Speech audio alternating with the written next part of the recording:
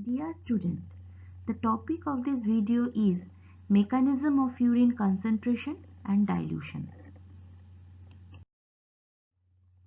Learning objectives.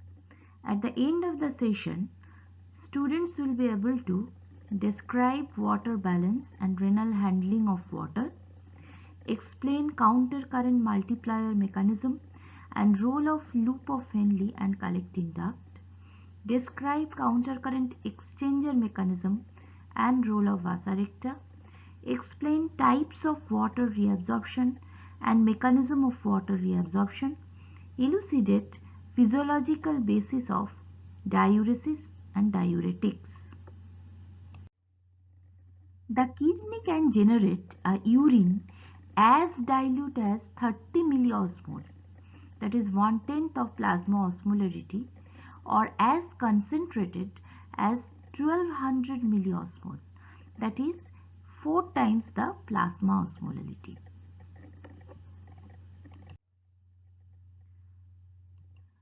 Now, in the steady state, water intake or input and the output should be equal.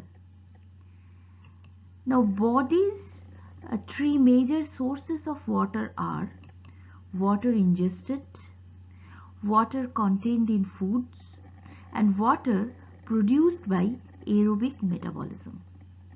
Major route of water loss is usually through kidney. It may be small percentage through feces, through skin in the form of sweat, and exhaled air. So there must be a balance between the input and output of water. So from this chart it is clear that regarding input, we take at around 1200 ml or 1.2 liter of water per day. From the food, there may be 1 liter of water gain. From the metabolism, 300 ml. So total 2.5 liter of water input will be there. Regarding output, we can see urine volume, it is around 1.5 liter. Feces 100 ml. Skin via sweat, it is 550 ml. Exhaled air 350 ml, and total is 2.5 liter. So there is a balance between the input and output, and kidney in the via production of urine, it contributes the major output mechanism of water. So we know the major output areas, the major route of water loss, it is lung, it may be GI tract, it may be skin via sweat, and the most importantly, it is the kidney. So water handling by kidney. From our previous knowledge, we know normally 180 liter of fluid is filtered per day through the glomeruli, whereas only 2 liter of urine will be excreted out per day. So from this it is clear that there will be huge amount of reabsorption of water. From 180 liter it has to be reduced to 2 liter. So what are the exact mechanism by which your kidney is or nephron is handling water? That is our point of interest. Now this figure, it shows that we can see from here that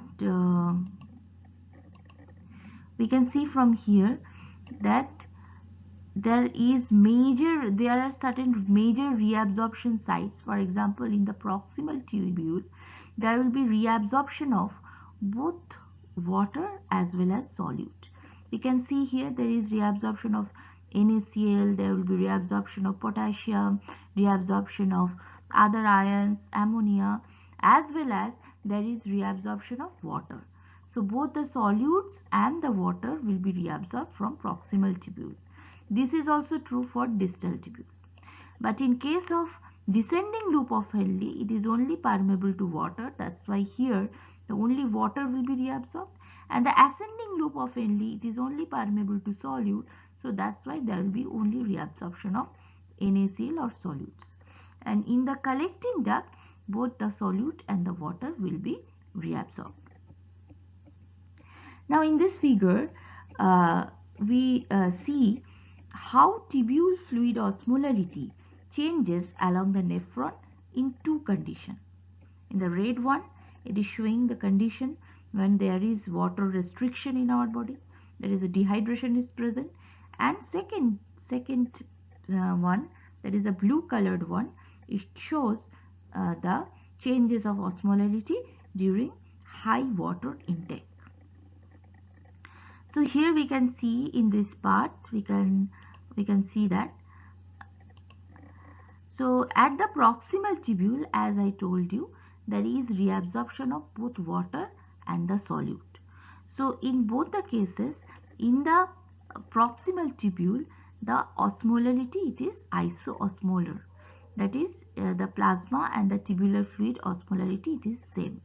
So as both solute and water are proportionately reabsorbed, so osmolarity, it is isoosmolar. Now come to the Henle's loop. At the loop of Henle, when it is the fluid is passing through the descending loop of Henle, descending loop of Henle is only permeable to water. So at this phase, the water only will be reabsorbed. That's why the osmolality is increased. Here we can see. But at the ascending part again, there is reabsorption of solutes only. No reabsorption of water, because this part is not permeable to water.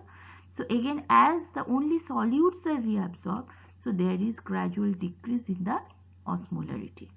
So when in both the cases, the fluid that is presented to the distal convoluted tubule, it is hypoosmolar. So this one is the isoosmolar line. So below this, in both the cases, water restricted, water excess. So the fluid that is delivered to distal convoluted tubule, it is hypoosmolar. So one point is important, that in both the cases, water restriction or water excess, the tubular fluid does not change in osmolality along the proximal tubule, and it becomes hypotonic to plasma by the end of the thick ascending loop. Therefore, fluid entering the DCT is always hypoosmotic, irrespective or regardless of the final urine osmolarity. Whether the water excess or water restricted, in all the cases, the type of fluid that is delivered to DCT, it is always hypoosmolar. So, but we know that when we are having lack of water in our body, so there will be more concentrated urine will be there, and more amount of water will be reabsorbed. And when the water excess is there inside our body, so our urine will be more diluted, its osmolarity will be low. Okay, how it is possible then, if up to DCT there is no change of osmolarity in both the cases? So the actual difference you can see, it is taking place from the distal convoluted tubule in the cortical collecting duct and the medullary collecting duct. Here actually there will be a release of certain things, or there will be huge antidiuresis when there is water restriction. So in these phases we can say that there will be huge amount of water reabsorption if the patient is suffering from dehydration, and the osmolarity is very steeply increased, and ultimately there is very concentrated urine will be excreted out. Whereas when there is increase or excess fluid in our body from DCT, it will become more and more hypoosmolar. There will be no reabsorption of water, no antidiuresis, so the urine osmolarity will be very less.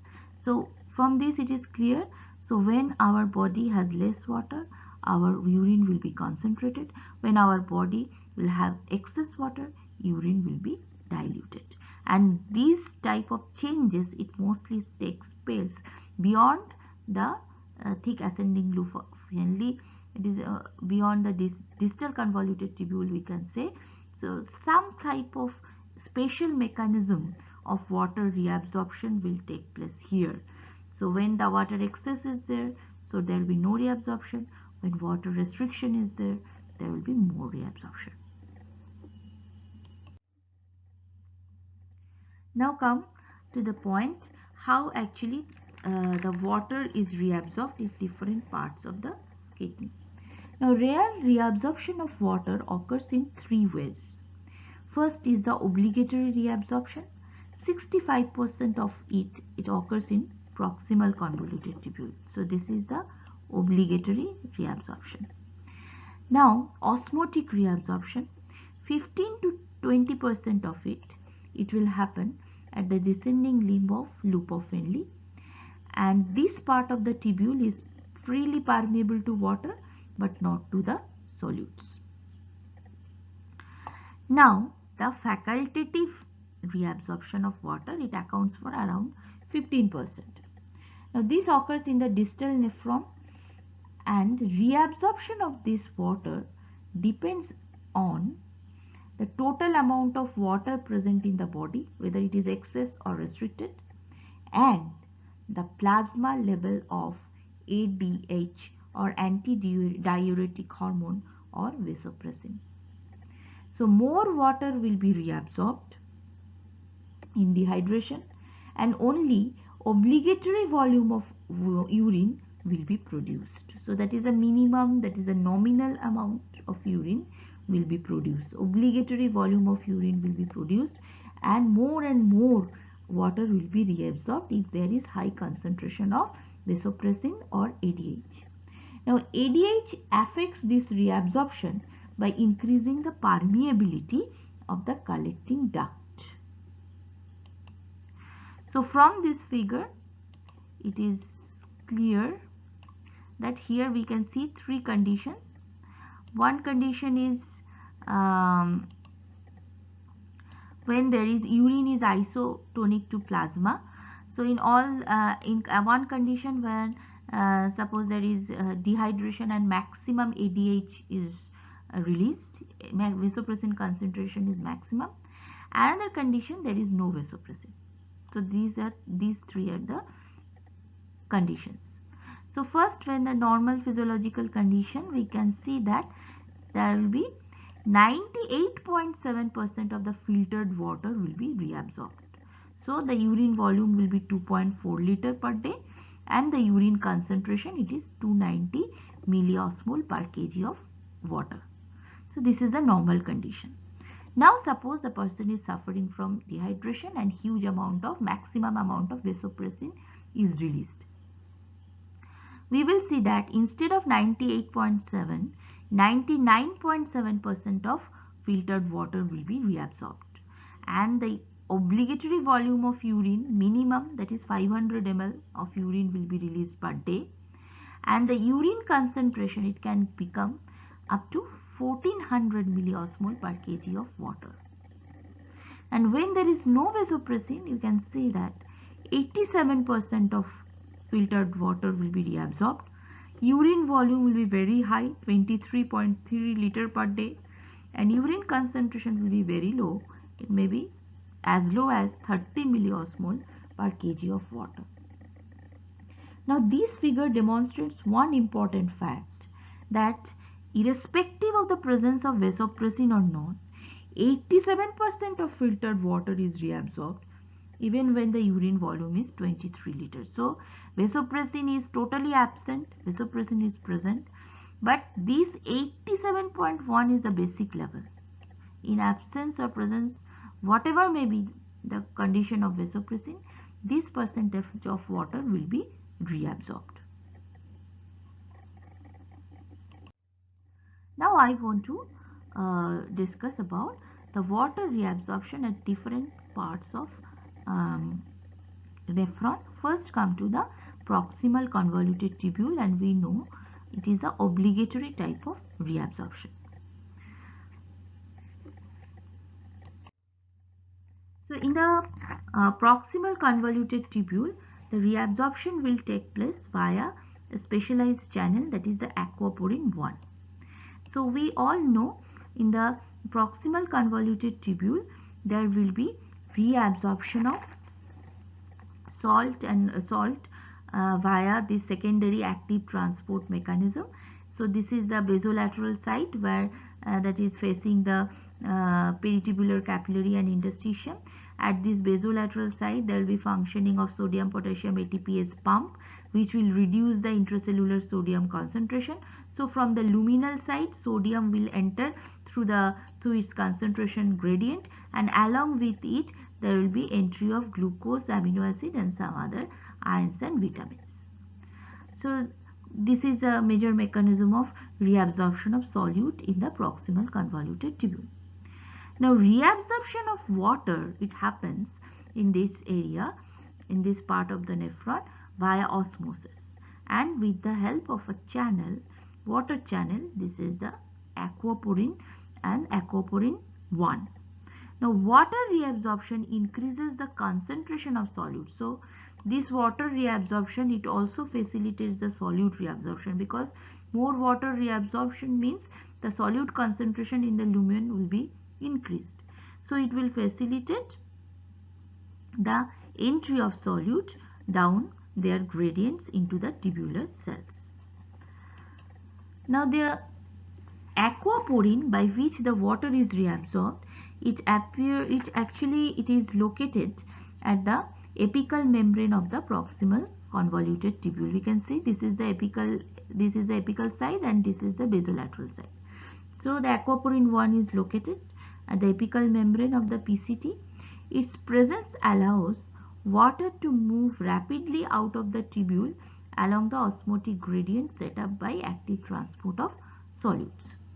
Now regarding the structure of aquaporin, we can see that this aquaporin appear to assemble in the membranes as homotetramers, in which each monomer, this is a picture of one monomer, it consisting of 6 membrane spanning alpha helical domain. So we can see 1, 2, 6 membrane spanning alpha helical domains with cytoplasmically oriented amino acids and the carboxy terminal. So carboxy terminal and amino acid both are cytoplasmically located, and each monomer contains 6 membrane spanning alpha helical domains. Now two well-known channel constriction sites in the peptides are the NPA motif, we can see here, this is the NPA motif, and the second and usually narrower constriction known as the selectivity filter. So this is the structure of aquaporin. So till now so many types of aquaporins have been identified. Out of them, aquaporin 1, we can see it is located in the proximal convoluted tubule, in the also in the descending loop of Henle. And we can also see another type is important type is the aquaporin 2, which is located in the cortical collecting duct, in the outer medullary collecting duct and the inner medullary collecting duct. So aquaporin 1, it helps in the water reabsorption. Aquaporin 2, it also helps in the water reabsorption, but one important thing, in response to ADH or antidiuretic hormone, and it is acting, we know where actually the target area of antidiuretic hormone, that is the cortical collecting duct, the outer medullary collecting duct and the inner medullary collecting duct. So by this methods, so there will be entry of water through the aquaporin channel. Now water reabsorption at the loop of Henle. The descending loop of Henle, we can see that this is a descending loop of Henle. It is freely permeable to water due to presence of aquaporin 1 in both the apical and basolateral membrane. But the ascending limb, we know, with the thin and the thick ascending limb, it is totally impermeable to water. So here in this thick ascending limb, there will be sodium, potassium and chloride will be co-transported out of the thick segment of this ascending limb. So we can see the molecular basis. So the fluid in the descending limb or the loop of Henle becomes hypertonic. We can see that. So as in this part only water is reabsorbed, so the fluid will become hypertonic. But in the ascending limb, it becomes more and more diluted because of the movement of different solutes or ions like sodium and chloride out of the tubular lumen. And when the fluid it will reach the top of the ascending limb, it will become hypotonic. We know that the fluid that is delivered to the distal convoluted tubule, it is always hypotonic. Now how this thick ascending limb it is actually helping the reabsorption of solutes, we already know that. So in the ascending limb, so there is a co-transporter at the luminal surface. At the luminal surface we have this sodium potassium 2 chloride co-transporter, and in the basolateral membrane, so this is also an example of the secondary active transport. So at the basolateral membrane, the sodium potassium ATPase pump is working. It is utilizing energy to expel out 3 sodium and help to enter the 2 potassiums within the cell. So this part is using energy.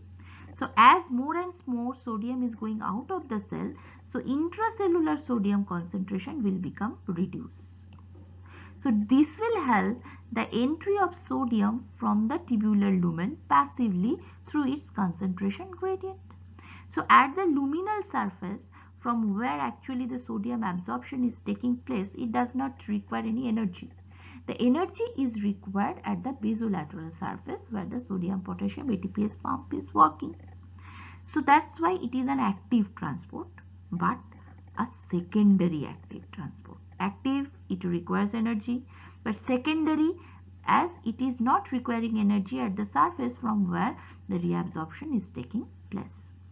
So sodium potassium 2 chloride, it will help in the transport of sodium, and we can see the fate of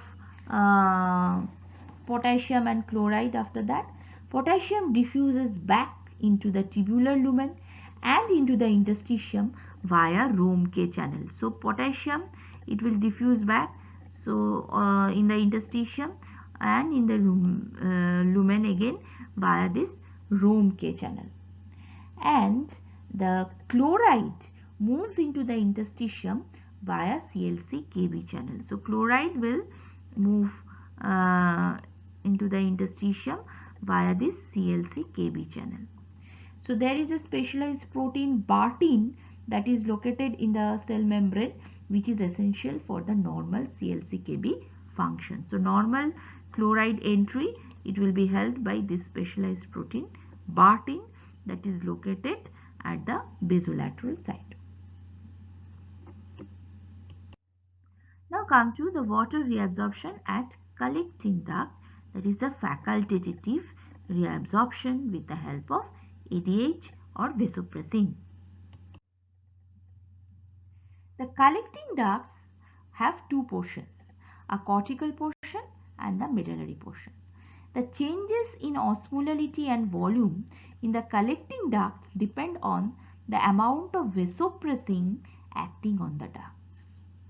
Now this vasopressin or ADH, we all know it is actually secreted from the supraoptic and paraventricular nuclei of the hypothalamus. They come and remain stored at the posterior pituitary. Whenever needed, they will be released, and the target organ of this ADH, it is the collecting duct of the nephrons.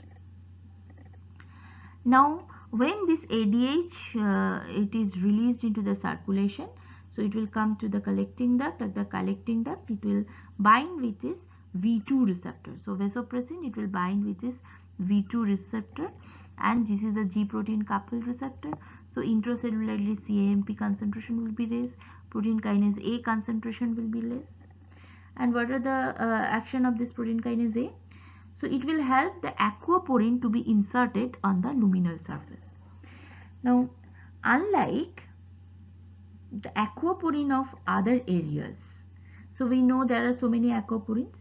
But unlike the other aquaporins, this aquaporin 2, it is stored in vesicles in the cytoplasm of principal cells. So these are the principal cells or P cells of the collecting duct. So these aquaporins, they remain stored in a vesicle. Now what vasopressin does, it helps in the rapid insertion of these vesicles into the apical membrane of cells, and this effect is mediated by this protein kinase A. And the cytoskeletal elements, the microtubules that will help in the movement of this vesicle towards the luminal surface, like the dynein as well as the actin filament binding proteins, myosin 1. So these microtubules will help in this movement towards the luminal surface, and they will get inserted at the luminar part. In the presence of enough vasopressin to produce maximal antidiuresis, water moves out of the hypotonic fluid, entering the cortical collecting ducts into the interstitium of the cortex, and the tubular fluid becomes isotonic. So at the cortical collecting duct, under the influence of AVP, when the water is reabsorbed, the hypotonic fluid will become isotonic. Now when this isotonic fluid enters the medullary collecting duct, an additional 4.7% of water will be reabsorbed, and the urine and the hypertonic fluid will be formed, and that will ultimately be excreted as concentrated urine.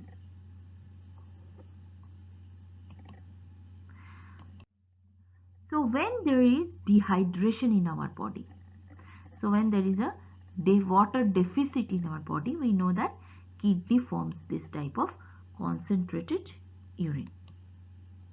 So here it is a condition we can see when there is water restriction in our body.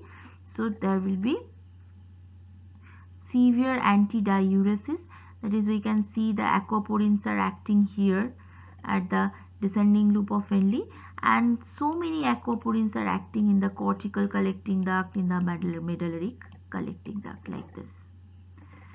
So there will be, you can see the urine osmolarity, it is 1200 milliosmol. So highly concentrated urine, it is excreted out.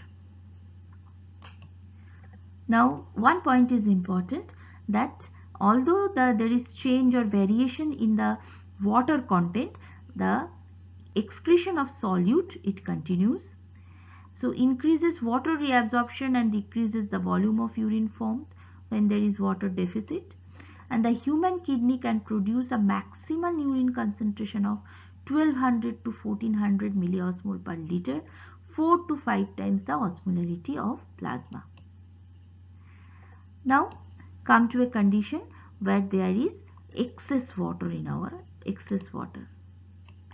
So when there is excess water, we can see in this picture the aquaporins that is working in the descending loop of Henle, but no aquaporins are working at these areas, that is the cortical and the medullary collecting duct. And you can see the osmolarity, it is highly diluted, only 60 milliosmol is the osmolarity.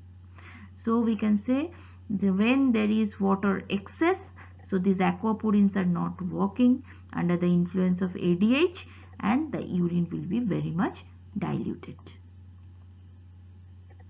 But in both the cases, the total solute excretion, it remains unaltered, only reabsorption of water, it varies.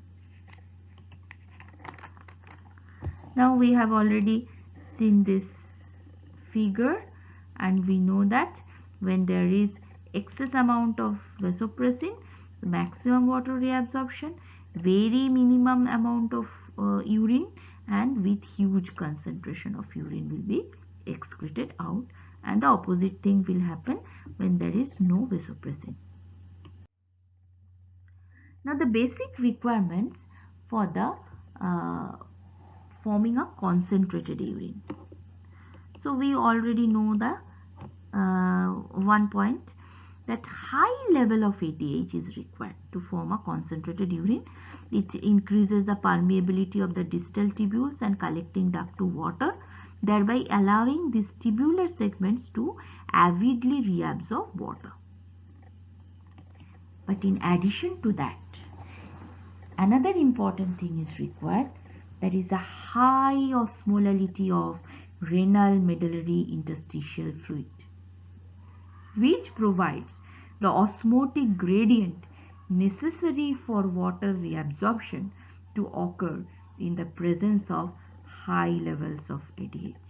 So we know the ADH is required. So ADH will help to increase the permeability and water will be reabsorbed. Reabsorbed where? At the interstitium. So interstitial, renal medullary interstitial, its osmotic gradient has to be preserved. It is necessary for water reabsorption. So a high osmolarity of renal medullary interstitial fluid is very much required. Now we want to know how can we make the medullary interstitium hyperosmotic, and this is the mechanism known as counter current multiplier mechanism. So the counter current means the flow of fluid in opposite direction in adjacent structure. For any counter current mechanism to operate, three conditions are required.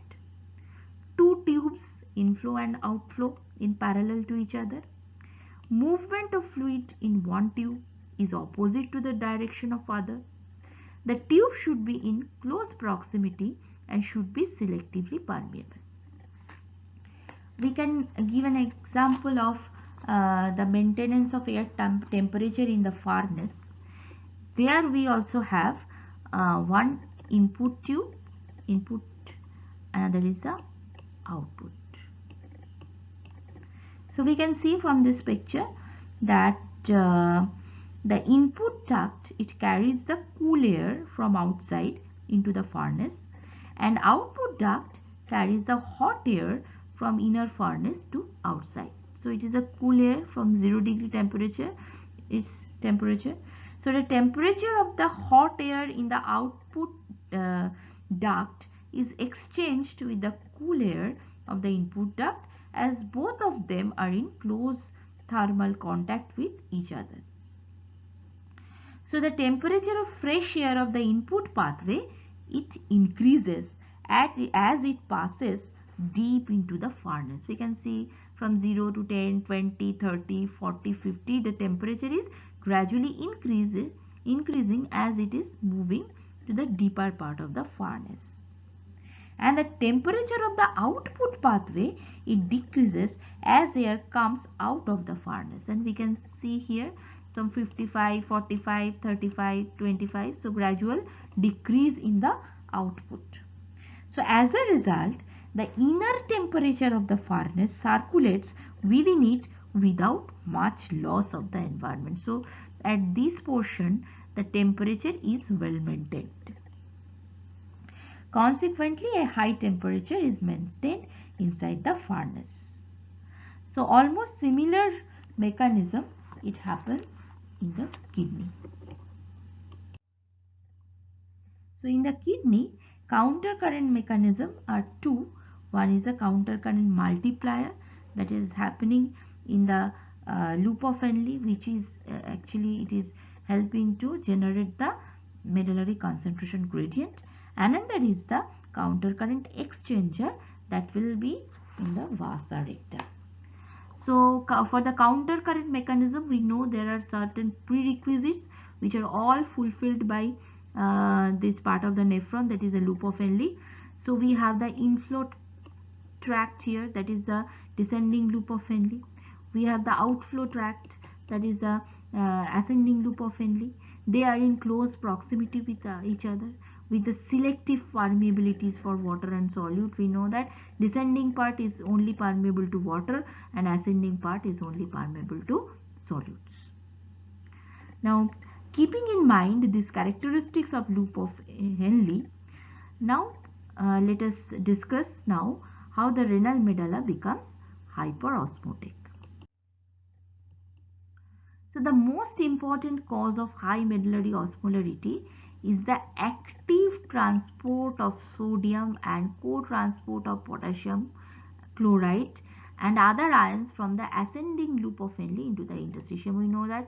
So these are how the sodium chloride and all solutes, they are actively transported into the interstitium, from the loop of Henle into the interstitium, because the thick ascending limb is virtually impermeable to water. We know that this ascending limb, it is impermeable to water, and so the solutes are pumped out. Only the sodium chloride and potassium, all the solutes are pumped out, but this is not followed by the osmotic flow of water into the interstitium. We know that if the interstitial concentration it is increased, osmolarity is increased, normal tendency of the water is to follow the from high to reduce this concentration. But as this ascending loop is it is totally impermeable to water, so the water will not follow the osmotic flow. Thus, the active transport of sodium and other ions out of the thick ascending loop, it adds solutes in excess of water to the renal medullary interstitium. Solutes, solutes and solutes, and no water. So now there is a passive reabsorption of sodium chloride from the thin ascending limb as well. So till now we were discussing about the thick ascending limb where there will be active transport of sodium chloride. We know the mechanism, that is sodium potassium 2 chloride co-transporter. And in the thin ascending limb also there will be passive reabsorption of sodium chloride. So all of them, and this thin ascending limb is also impermeable to water. So all of them, they are adding high solute concentration to the renal medullary interstitium. Now the descending limb. So this descending limb, in contrast to ascending limb, it is very much permeable to water, and the tubular fluid osmolarity, it quickly becomes equal to the renal medullary osmolarity. So the fluid will come out, and the osmolarity of this descending limb, it will come to an equilibrium with that of the interstitium. Therefore, water diffuses out of descending limb of loop of Henle into the interstitium, and the tubular fluid osmolarity gradually rises as it follows towards the tip of the loop of Henle. So as it is moving towards the deeper and deeper part of the interstitium, we can see in the descending loop that there is gradual increase in the osmolarity. So with this concept, now discuss in stepwise how the concentration gradient is generated via counter current multiplier mechanism. So step number 1.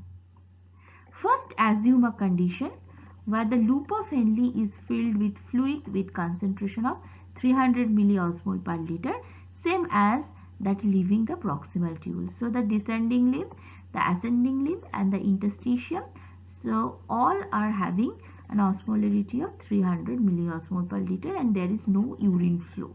So take this, suppose this is a condition now. Now what will be the step number 2?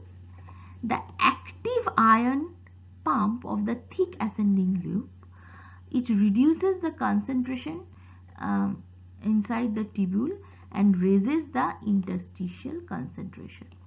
So from 300, the ascending loop will become 200, and as the solute they are drained into the interstitium, it will reach the value of 400 milliosmol, and this pump establishes around 200 milliosmol of concentration gradient. So 400 minus 200, so that around 200 milliosmol concentration gradient between the tubular fluid and the interstitial fluid, and this is known as the single effect.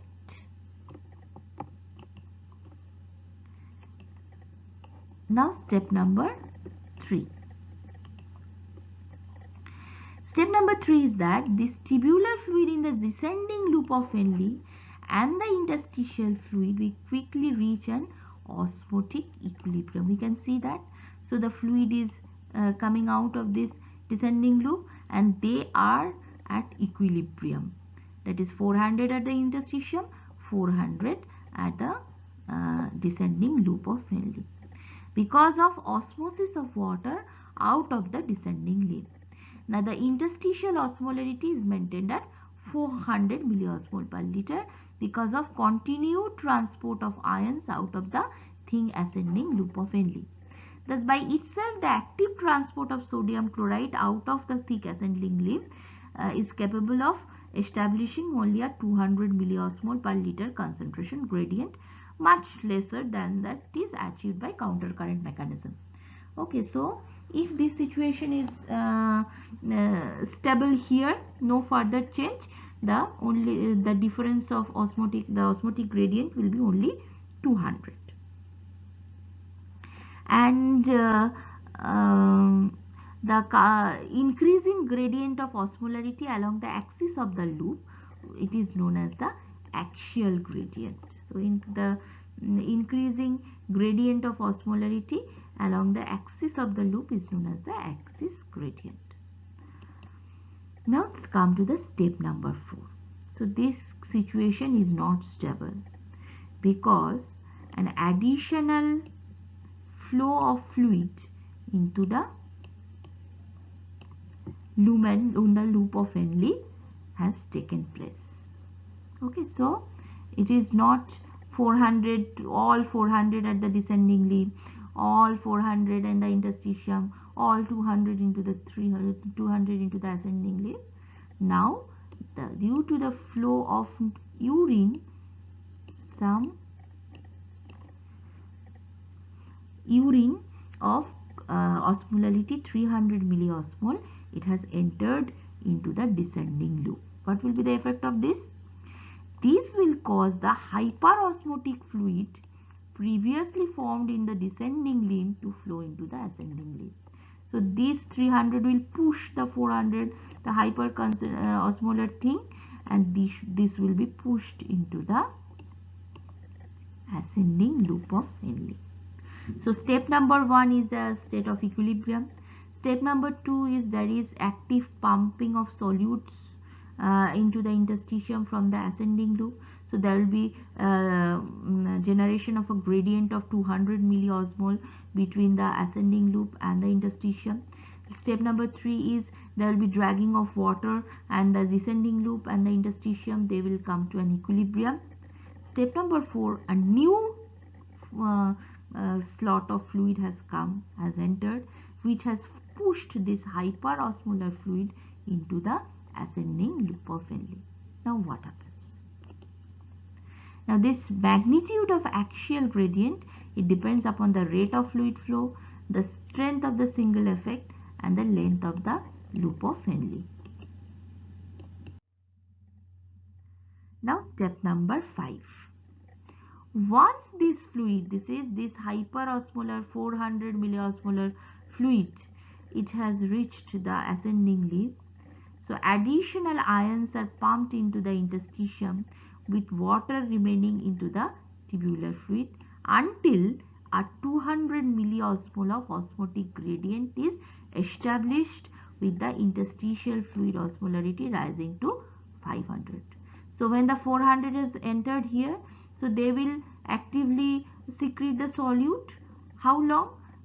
Until and unless there is a osmotic gradient of 200 and another equilibrium has been reached, and we can see that the ascending limb, it is now 300 and the interstitium is now 500.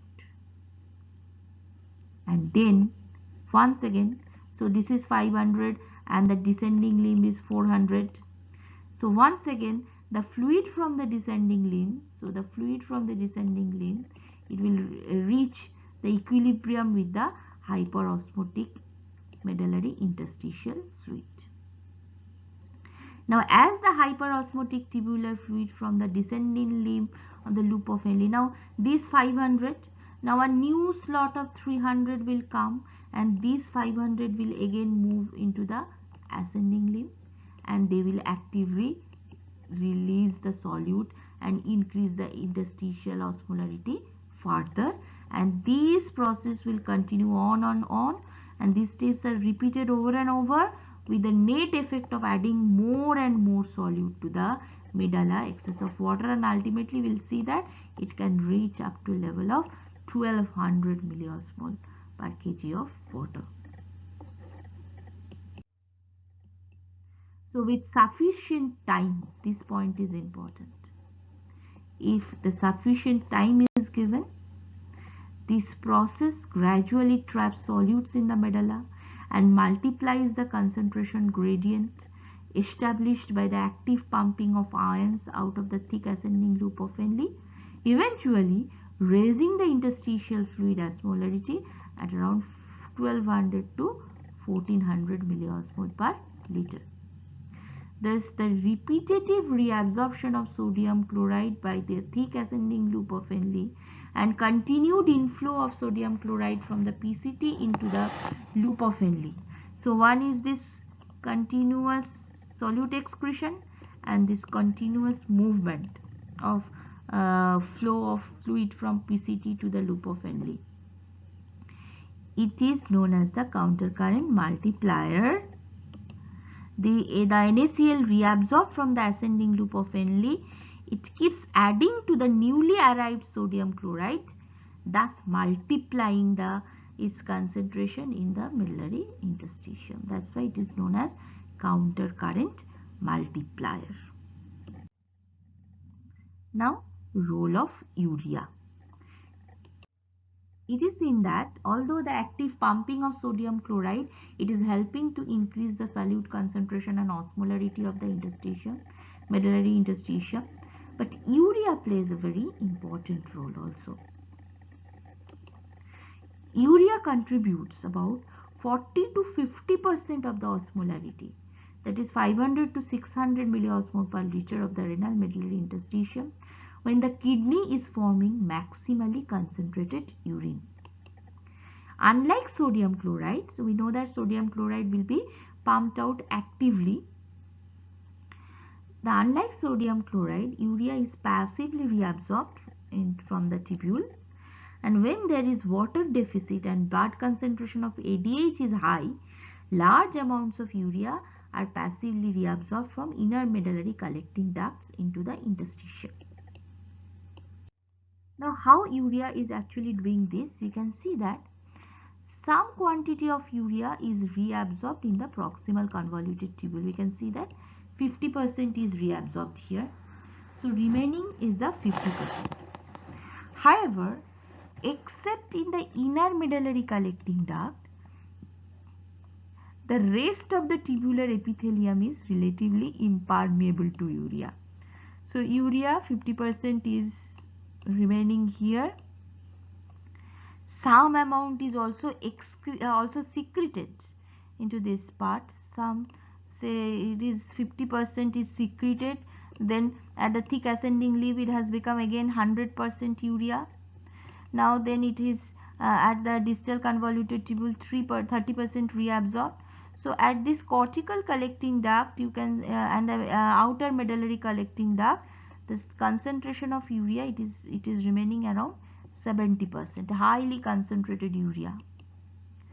So therefore, by the time the tubular fluid reaches the medullary part of the collecting duct, its urea concentration is very high. As within the lumen, the concentration of urea is very high.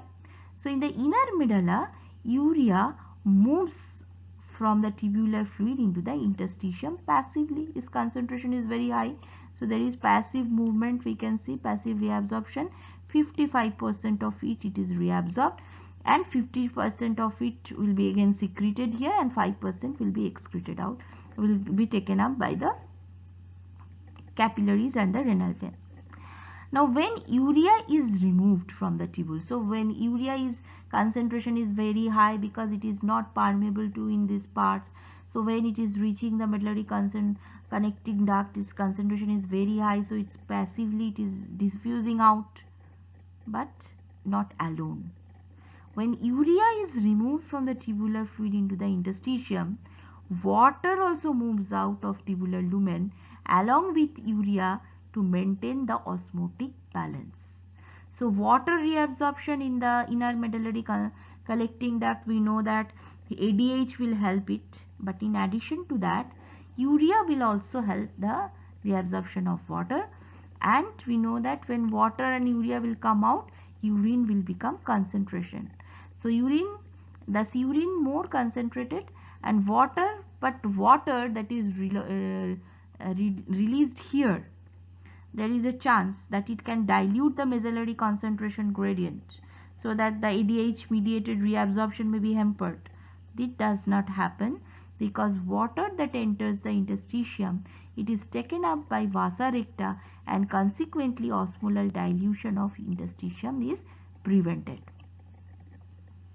Now this diffusion of urea, it is greatly facilitated by some specific urea transporter, UTAA1 and UTAA3. One of these urea transporter, UTAA3, it is activated by ADH, increasing transport of urea out of the inner medullary collecting duct even more when ADH levels are elevated. So ADH also facilitates the passive movement of urea. Now we know that more and more solutes are added to the medullary interstitium, and it is there in order to maintain that concentrating ability of nephron.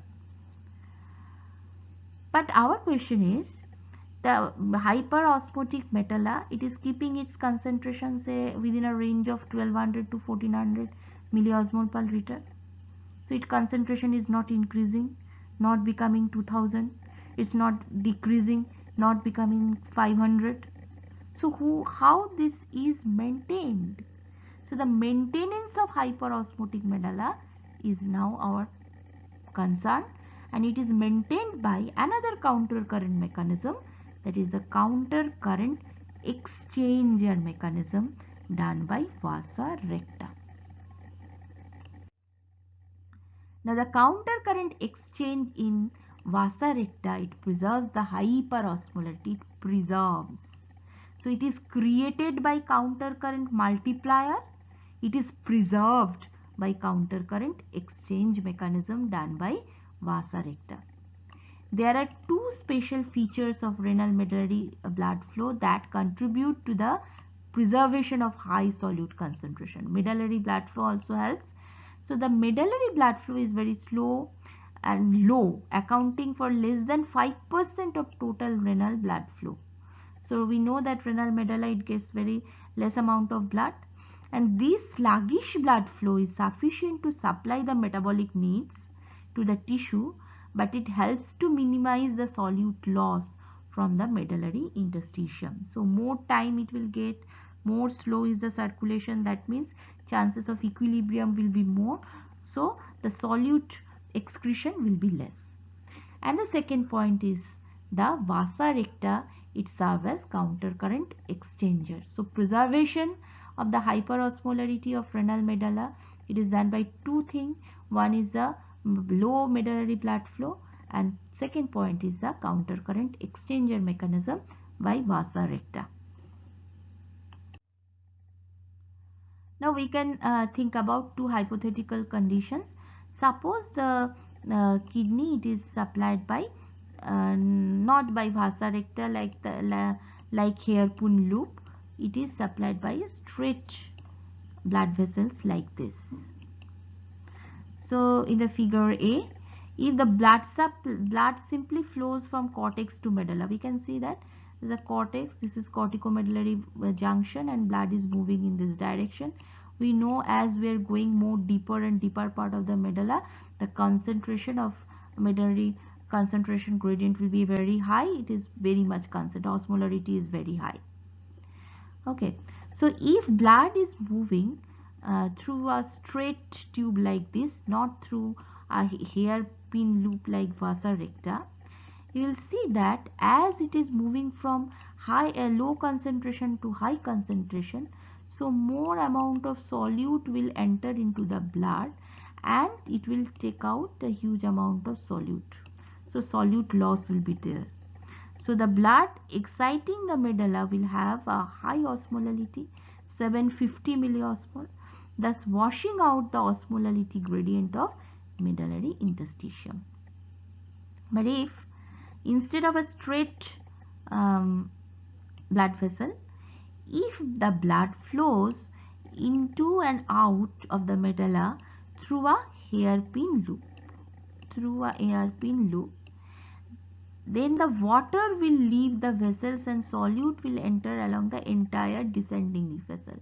So through the descending limb, we know it is moving from low concentration to high concentration. So that means the water will come out. So this blue one is the water will come out and the solute will go in. The opposite thing will happen in the ascending loop. Here it is moving from high concentration to low concentration. So obviously the solute will try to enter within the blood and the water will try to come out. So along the rest of the ascending vessel, fluxes of water and solute will be reversed. So what will be the net effect?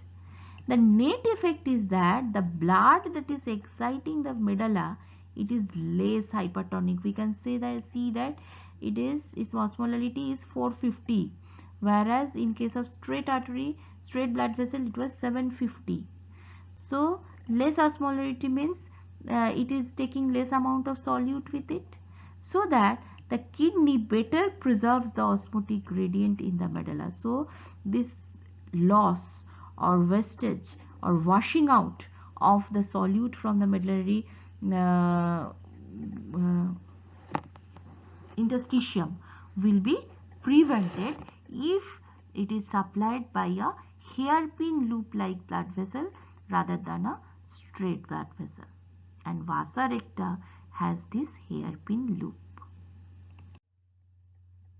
So osmolar gradient is maintained by the vasa recta, which acts as counter current exchanger. So this is vasa recta. Vasa recta is having a descending limb and the ascending limb and forming a hairpin loop, and both the limbs are freely permeable to both solute and water throughout the length. Unlike the descending and ascending loop of Henle, we know it has a selective permeability, but vasa recta, both the limbs are freely permeable to solute and water. Now these vessels are the capillary loops through which the blood from the cortex comes to medulla and return works to cortex again. So when blood moves towards medulla, it is concentrated, because we know it is moving more and more concentrated interstitium. So more solutes will try to enter here, we can see here. So blood will become more concentrated due to gain of solutes as it is passing more and more concentrated interstitial fluid. During the flow back to the cortex, the blood loses the solutes and gains water. Now the question arises, so more and more solute is added to the interstitium, and medullary interstitial, this gradient, it is preserved by counter current exchanger. So multiplier is multiplying, exchanger is preserving. So why not the concentration is increasing? Why it is within the range between 1200 to 1400, not 2000, 2500, 3000? So why continuous deposition of solutes by the loop is not increasing the medullary concentration gradient? The answer lies into the blood flow. This process of gaining and losing solutes, it takes time. Now due to continuous flow, so blood is not static or stagnant. So due to continuous flow of blood, this equilibrium is never reached. So that is here everything will enter through the descending limb. The concentration is totally increased and it will come to an equilibrium in the interstitium. Then when it is going out, it will again come to an equilibrium with the interstitium. So as the flow is rapid, so that's why the equilibrium is never reached, and that's why as the equilibrium is not reached, the some solute is always carried away by the blood due to this lack of equilibrium. So when there is perfect equilibrium, the every atom of solutes will be preserved within the medullary interstitium. Nothing will be lost. But as this equilibrium is not reached due to continuous flow of blood, some amount of solute is wasted. It is washed out. This causes a slight increase in the solute content of the blood going out of the medulla, and most of the solute is left in the interstitium. So we know the blood that is leaving the medulla, its concentration is a bit increased.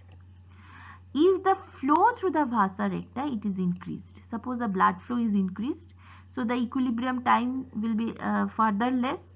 So there will be more removal of solutes and the medullary concentration gradient will be decreased. When the blood flow, the speed of circulation, it is decreased. So blood gets more time to equilibrate with the interstitial fluid, and most of the solutes will be left in the interstitium and the medullary concentration gradient is increased. So the blood flow plays a very important role in the maintenance of the medullary concentration gradient. It is not increased because this continuous flow of blood, as due to this continuous flow, equilibrium is never reached. So we can say the urine volume and concentration, it depends upon the length of the loop of Henle. Longer the loop, deeper it goes into the medulla, which means more water reabsorption from the descending limb. The number of the juxtamedullary nephron working, more such nephrons are working means more countercurrent multiplier are operating, so more concentrated urine is formed. Rate of blood flow, higher the flow means more solute will be removed from medullary interstitium, loss of medullary concentration gradient, so dilute urine will be formed. And the rate of urine flow, high rate of flow means less chance of reaching the equilibrium regarding reabsorption, so more solutes leave with high volume of urine. And the ADH hormone and some local hormones. Now another important term, that is a free water clearance.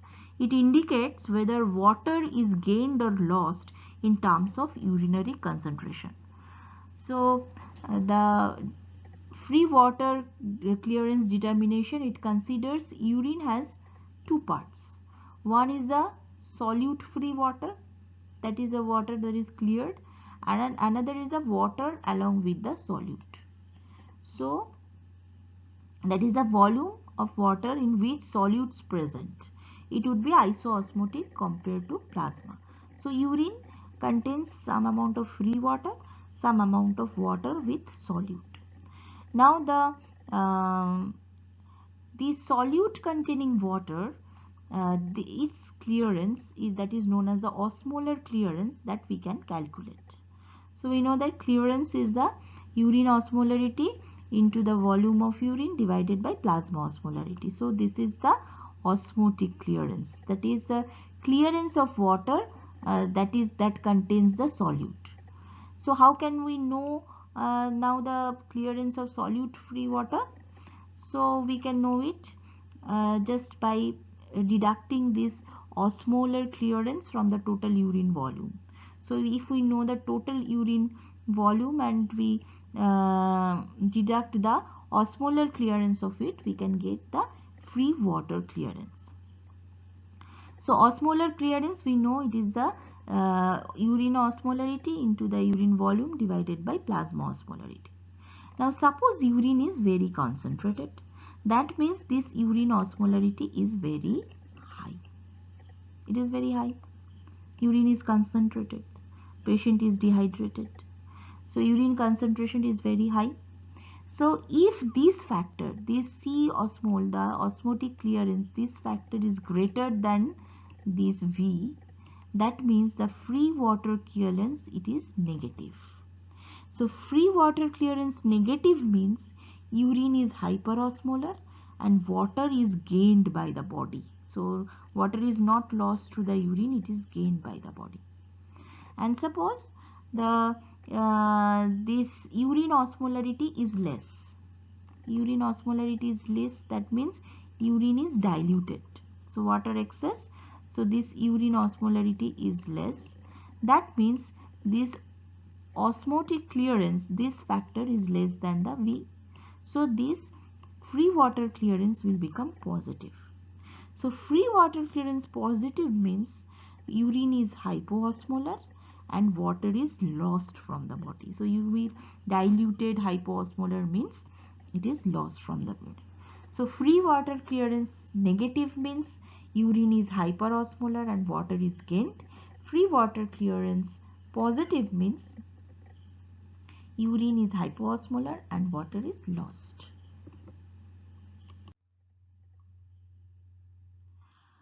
Now the diuretics, the physiological basis of the mechanism of diuretics.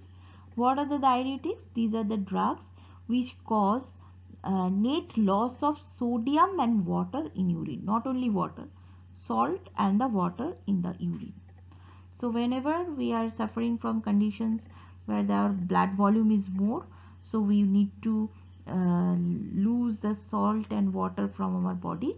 So we need to have this diuretic. For example, if the patient is suffering from hypertension and in case of volume overload, so diuretics are given. So how can we increase the loss of salt and water through the urine? We know each and every step of reabsorption of solute and water. We know at the proximal convoluted tubule there will be reabsorption of water. We know what are the mechanism. At the descending loop of Henle, the water is reabsorbed via aquaporin 1. At the ascending loop of Henle, the solute is reabsorbed via sodium potassium 2 chloride cotransporter. At the distal convoluted tubule, the absorption of solute by sodium chloride cotransporter. At the collecting duct, there will be with the help of ADH, there will be reabsorption of water. With the help of epithelial sodium channel, which are activated by aldosterone, there will be reabsorption of sodium. So if we can prevent these mechanisms of reabsorptions, so obviously the salt will not be reabsorbed, it will be excreted out in the urine. And when the salt is coming out of the urine, so it will take water with it, so the volume will be reduced. So one important diuretic is a loop diuretic, very important, the furosemide. The mechanism of action is that it will block the sodium potassium 2 chloride cotransporter at the ascending loop of Henle. So the reabsorption of sodium potassium chloride, these are blocked, so they will be excreted out. Second point is a thiazide diuretic that blocks the sodium chloride cotransport at the distal convoluted tubule. So we can have the aldosterone antagonist that will we know aldosterone will enhance the epithelial sodium channel and enhance the sodium reabsorption from the collecting duct. So we can have aldosterone antagonists. We can also have the ADH antagonist that will prevent the water reabsorption. Some other drugs are also there, that is the acetazolamide. So acetazolamide is a drug that actually is a blocker or inhibitor of carbonic anhydrase. So it reversibly inhibits the carbonic anhydrase in the proximal convoluted cells, so resulting in slowing of hydration of carbon dioxide. So we know that carbon dioxide, when it will combine with H2O, then it will form the H2CO3, then dissociated into H plus and HCO3 minus. So if carbonic anhydrase is blocked, so H2CO3 formation will be slow. So availability of H plus to exchange with the luminal sodium. We know that another mechanism in the proximal convoluted tubule is the Na plus H plus antiport through which the sodium is reabsorbed. If the availability of H plus is reduced, that means there will be less reabsorption of sodium in the proximal convoluted tubule, so more excretion. Another type of drug is the osmotic diuretics. These are the mannitol. So the mannitol is another type of drug that can be used as the diuretic. So mannitol actually, it expands the extracellular fluid volume and it increases the GFR, and renal blood flow is also increased. So especially to the medulla. So medullary hyperosmolarity will be reduced and the medullary concentration gradient will be dissipated and the solute loss will be there. So mannitol is actually working through this alteration of medullary concentration gradient. It is increasing the blood flow. So more blood flow means solute loss, so concentration gradient will be less, so medullary hyperosmolarity will be less and solute loss will be there. So another types of things may be affecting the afferent arteriolar diameter. So we know that prostaglandin I2 and E2 and the vasodilators, if they are increasing the afferent arteriolar diameter, so more GFR and excretion of solutes will be there. Thank you.